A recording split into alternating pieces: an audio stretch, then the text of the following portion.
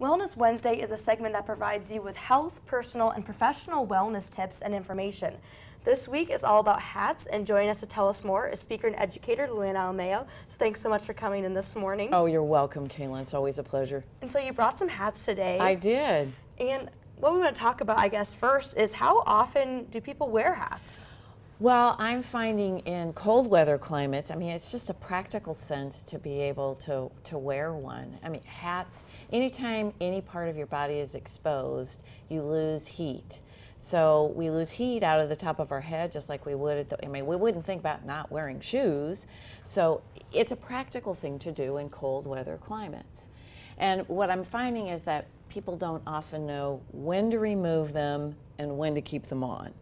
Right, and so what are some do's and don'ts? Because, we have the typical, national anthem, remove your caps, but I guess when should other people know in other circumstances? Well, a hat can be a very professional thing too. As we're traveling from one building to the other in our work site or on a campus, we wear a hat, but hats are always removed when we go indoors.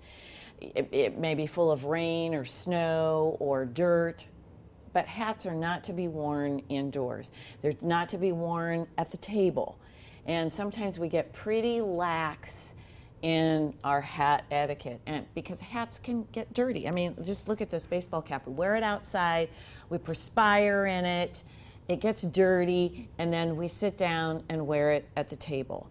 And that's not really what it's supposed to do. And the other thing is, because we're such a screen society, think about the barrier that a hat puts.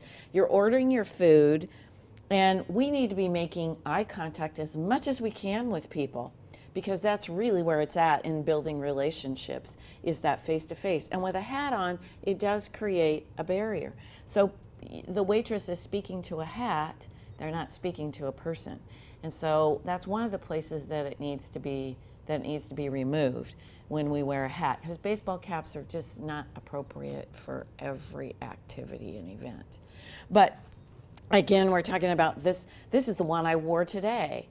It's nice, it's warm, but I always remove it when I have a business appointment because it's an outerwear hat. One of the rules that came about was hats are really not worn after 5. Because if you go to the theater and you have a hat on, and we need to be considerate. If you're wearing a hat and you're looking at the members of the theater on the stage and there's this hat in your way, it's really not very appropriate and very considerate, because then people are not going to be able to view the stage and the performers on the stage through the hat. So, some of these are just common sense kinds of things. Right, and so can still wear hats, but just know when and where to wear them. And so one of the things we talked about before you came on is, the types of hat with your hat face. Kind of describe that a little bit. Well, people say to me, I look terrible in hats. I don't have a hat face. Everyone has a hat face. Men, women, all have a hat face. It's just finding the right appropriate one. And so some people need to have smaller brims, people need to have larger brims. This hat actually has sun protection in it. It's a man's hat. Skin cancer is our largest growing cancer. And it's one of the reasons, hats are practical. It's one of the reasons to wear one is to help filter out the sun, especially in the summertime, and to keep us warm in the winter.